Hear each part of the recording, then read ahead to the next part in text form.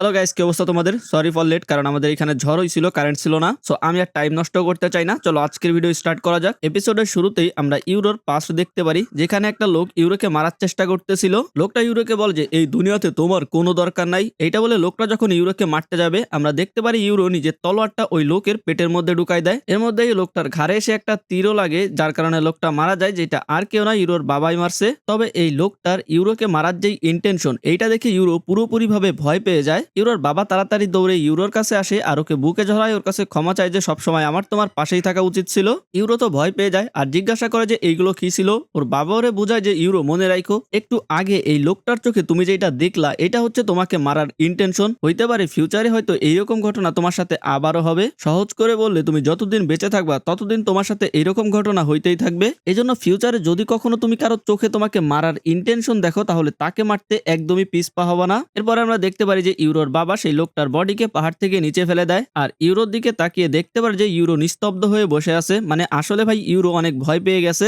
যার কারণে ইউরোর বাবা চিন্তা করে যে আজকে রাতে ওনারা জঙ্গলেই থাকবে, যাতে ইউরো পুরোপুরি ভাবে ঠিক হইতে পারে। এরপরে ইউরোর কাছে গিয়ে ওকে জোরে জোরে শ্বাস নিতে বলে আর বলে যে তোমার নিঃশ্বাসের সাথে ভিতরে থাকা ভয়কে বের করে দাও, কারণ ভিতরে থাকা ভয় তোমাকে মেরে ফেলতে পারে। বিশেষ করে আমাদের মতো যারা হান্টার, যারা প্রতিদিন বড় বড় বিস্টের সাথে ফাইট করে, আমাদের জন্য তো এটা নর্মাল। এই জন্য এখন শান্ত হও আর পরিস্থিতি অ্যানালাইসিস করার চেষ্টা করো আর চিন্তা করো যে তুমি কি করতে পারো। মানে বুঝতেই পারতেছো, ওর বাবা ওকে মোটিভেট করতেছিল যাতে ইউরো আবার স্বাভাবিক হয়ে যায়। পরে আমরা দেখতে পারি যে রাতের বেলা ইউরো আর ইউরোর বাবা খাবার খাইতেছিল, আর ইউরোর বাবা ইউরোকে ভিলেজে গিয়ে এই ঘটনা বলতে নিষেধ করে। ইউরো বলে যে কিন্তু আমরা যদি ভিলেজে না জানাই আর এই লোকটার সাথীরা যদি ভিলেজে অ্যাটাক করে দেয়, ভিলেজাররা তো জানতেও পারবে না। ইউরোর বাবা বলে যে চিন্তা করে না, এই লোকটার সাথীরা আমাদের ভিলেজে কখনোই অ্যাটাক করবে না। এজন্য আমি চাই যে যখন আমরা ভিলেজে ফিরে যাব, তুমি একেবারে নর্মাল বিহেভ করবা, মানে কিছুই হয় নাই এরকম। পরের দিন আমরা দেখতে পারি যে এরা দুইজনে ভিলেজে ফিরে আসে। কিছু ভিলেজাররা এদের খোঁজ খবর নেয় আর জিজ্ঞাসা করে যে কালকে রাতে তোমরা কেন ফিরে আসো নাই, যেটাতে ইউরোর বাবা জানায় যে একটা শিকারের পিছু করতে করতে ওরা অনেক গভীরে চলে গেছিল, এই জন্য রাতের বেলা ওইখানেই কাটানো ওরা ভালো মনে করছে, এই জন্য রাত ওখানেই কাটাইছে। এরপরে এরা বাসায় ফিরে আসে, যেখানে ডানজির মা দৌড়ে এসে জিজ্ঞাসা করে যে ওদের কি অবস্থা,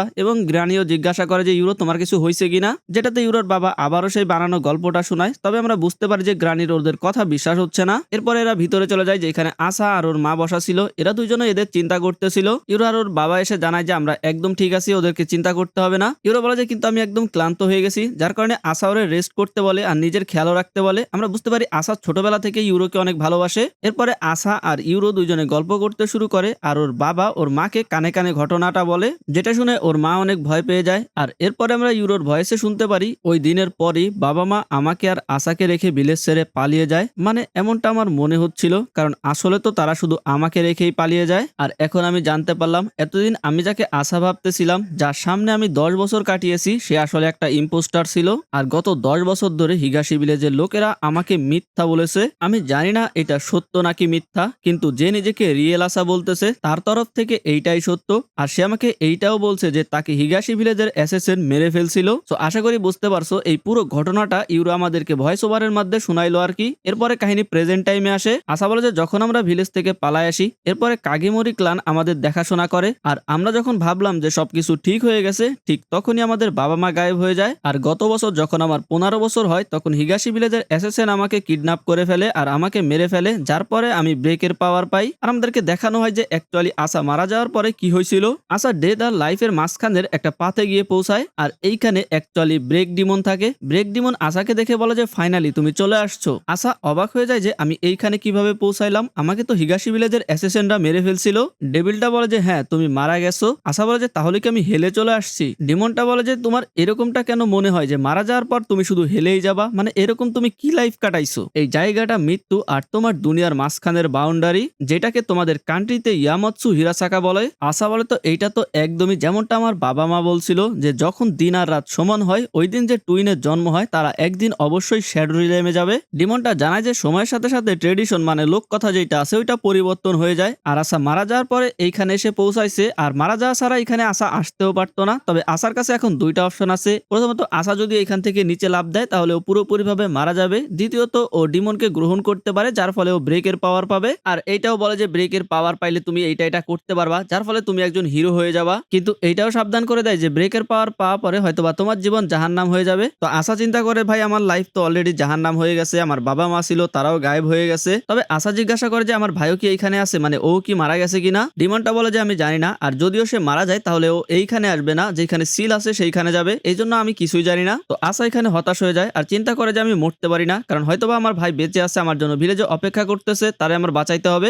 এরপরে আসা এখান থেকে চয়েস করে, তবে কি চয়েস করে আমাদেরকে দেখানো হয় না, বাট অলরেডি আমরা তো জানি আসা কোনটা চয়েস করছে। এরপরে আমরা রিয়েল ওয়ার্ল্ডের সিন দেখতে পারি যেখানে আশাকে অ্যাকচুয়ালি মেরে ফেলা হয়েছিল, কিন্তু এরা আশাকে মারার পরে নিজেরা চিন্তায় পড়ে যায়, কারণ এইটাই কি আসল আশা কিনা, মানে যেহেতু ওরা ছোটবেলায় আশাকে দেখছে ওরা কনফার্ম করতে পারতেছিল না। মেয়েটা বলে যে হ্যাঁ আমি শিওর এইটাই সেই টুইন্সদের মধ্যে একজন। আর এটা নিয়ে এদের দুজনের মধ্যে ছোটখাটো একটা ঝামেলা শুরু হয়ে যায়। এর মধ্যেই আমরা দেখতে পারি আশার কাছে ব্রেকের পাওয়ার চলে আসছে। সো আশা নিজের পাওয়ার ব্যবহার করে ওর হাতে বাঁধা রশিটা ছিঁড়ে ফেলে, আর আমরা দেখতে পারি আশার একটা চোখ দিয়ে আলো বের হইতে শুরু করে, আর আশা এদের উপরে অ্যাটাক করে দেয়। অন্যদিকে বাইরে আমরা গিব্রিল আর গাবিকে দেখতে পারি, এরা অ্যাকচুয়ালি আশাকে খুঁজতেছিল। তো গিব্রিল আশার উপস্থিত টের পেয়ে যায়, যেটা শুনে গাবি অনেক খুশি হয়ে যায় যে তুমি পেয়ে গেছো। এরপরে এরা দুজন আশার দিকে দৌড়ায় যায়, আর এরা যখন উপরে এসে রুমের দরজা খুলে দেখতে পারে যে আশা অলরেডি সেই দুইটা অ্যাসিস্ট্যান্টকে মেরে দিছে। এরপর আশা গাবিকে বলে যে আমি সেই পাথ চয়েস করে নিছি যেটা আমাকে ফলো করতে হবে, আর এখন থেকে ওর হাতও গন্ধ হবে। কাহিনী প্রেজেন্ট টাইমে আসে, আশা এই কথাগুলো ইউরোকে বলতেছিল, আর ও ইউরোর কাছে ক্ষমাও চায় যে তোমার যেই ছোট কিউট বোনটা ছিল সে এখন এরকম হয়ে গেছে। অন্যদিকে আমরা গাবির কাছে কিছু পুতুল দেখতে পারি, গাবি সেই পুতুলগুলোকে মাটির নিচে দাফন করে দেয়। এখন এইখানে ছোটবেলা দাফন করানো বোঝানো হয়েছে নাকি অ্যাকচুয়ালি এগুলো ডিমন ছিল যেগুলো রাতে মারছে, সেগুলো আমি বলতে পারবো না সঠিকভাবে, কারণ এরপরেই আমরা দেখতে পারি যে সব জায়গা পরিষ্কার করা হচ্ছে, যেহেতু এখানে ফাইট হয়েছিল অনেক রক্ত লেগে আছে, সেগুলো পরিষ্কার করতেছে। এর মধ্যে কেউ একজন গেটে এসে ডাকতেছিল, তো আকই গেট খুলে জিজ্ঞাসা করে যে তুমি কে আর কার কাছে আসছো। আর আমরা দেখতে পারি এটা ডেরা। ডেরা জানায় যে ও ইউরোর গার্জিয়ান আর এইখানে ইউরোকে নিতে আসছে। অবভিয়াসলি এরপরে আকই জিনকে কল করে বিষয়টা জানায়, তো জিন ইউরোকে জিজ্ঞাসা করে যে কি করবে। ইউরো একটু চিন্তায় পড়ে যায়, কারণ এখানে ওর কি করা উচিত ও বুঝতে পারতেছিল না, কারণ আশা কাগেমোরি ক্লানকে পুরোপুরি ভাবে ভরসা করে, অন্যদিকে হানা আর ডেরা কাগেমোরি ক্লানকে একটু পছন্দ করে না। যাই হোক ইউরো এরপরে জিনকে বলে যে ডেরাকে ভিতরে নিয়ে আসার জন্য। জিন আকইকে ডেরাকে ভিতরে পাঠাইতে বলে আর বলে যে অন্তত ভাই এখন আর কাউরে মারিস না। এর মধ্যে সেইখানে আসুমা আসে আর দেখে বলে যে আরে ভাই এদিক কি অবস্থা, পুরো সবকিছু ভেঙে চুরে আছে। জিন বলে যে হবেই তো, কারণ এখানে ডিমনের অ্যাটাক হয়েছিল, তুই তো আমাদেরকে বাঁচাইতে আসিস নাই। আসুমা বলে যে ও কিছু টের পায় নাই। জিন বলে যে তোর এইরকম শ্রবণ শক্তি দিয়েও তুই কিছু টের পাস নাই, মানে তোমরা তো জানোই যে আসুমা অনেক দূরের আওয়াজও শুনতে পারে। এর মধ্যে আমরা সেখানে গোলুমুলু আরো একজনকে দেখতে পারি, ও এসে জিজ্ঞাসা করে যে এখানে কি হয়েছে। এর নাম হইতেছে হাগুরে। হাগুরে বলে যে ভূমিকম্প হয়েছিল কিনা, তো আসুমা ওরে সবকিছু খুলে বলে, যেটা শুনে তো হাগুরে ভয় পেয়ে যায় যে আসার কিছু হয়েছে কিনা। তো আশা বলে যে ও ঠিক আছে একদম। এর মধ্যেই হাগুরে খেয়াল করে যে ওরে টুইন্স এর কথা বলা হয়েছে, তার মানে এখানে আসার ভাইও আছে। তো জিনোকে আসার ভাই ইউরোর সাথে পরিচয় করায় দেয়, আর ইউরোকে দেখে হাগুরে অনেক খুশি হয় যে ফাইনালি আসা নিজের ভাইকে খুঁজে পাইছে। এর মধ্যেই ওর নজর লেফট এন্ড রাইটের দিকে পড়ে, যাদেরকে দেখে তো ওর অবস্থা খারাপ হয়ে যায়। এরপরে হাগুরুমা জিনের কাছে ক্ষমাও চায় যে ও সাহায্য করতে আসতে পারে নাই, কিন্তু এইটা বুঝতে পারতেছিল না যে ব্যারিয়ার থাকার পরেও ওরা কিভাবে ভিতরে এসে অ্যাটাক করলো। জিন বলে যে আমিও বুঝতে পারতেছি না, তবে যারা ঢুকছিল তাদের মধ্যে আমরা কয়েকজনকে ধরে রাখছি, সো আমরা এই বিষয়ে খুব তাড়াতাড়ি জানতে পারবো। এর মধ্যে সেখানে কাগেমোরি ক্লানের মাস্টার চলে আসে, আর আমরা দেখতে পারি মাস্টারের গাড়িতে মাস্টারের সাথে ডেরাও চলে আসছে, মানে মাস্টার ওকে লিফট দিছে পথের মধ্যে আর কি।